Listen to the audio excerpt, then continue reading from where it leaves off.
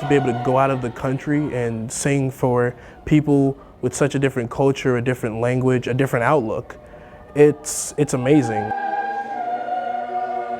I've never had the opportunity to go abroad before, so just this chance, and especially with the support we've gotten from the school and the fundraising we're doing, it really is an opportunity that I know I wouldn't have gotten elsewhere. I'm also a first-generation college student, and so being able to actually go on this trip is such a huge experience for me. I've been able to travel in the United States, but for me to be able to go to Italy and just learn about the culture and the people that live there and see it firsthand and not just from a movie or something, it's really great.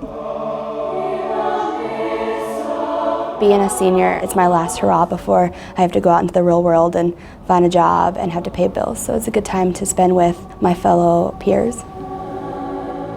And there's some students who really want to be able to go and they just can't, they don't have enough funds to be able to, and I think that to be able to enable every student who wants to go to have this experience would be an incredible thing.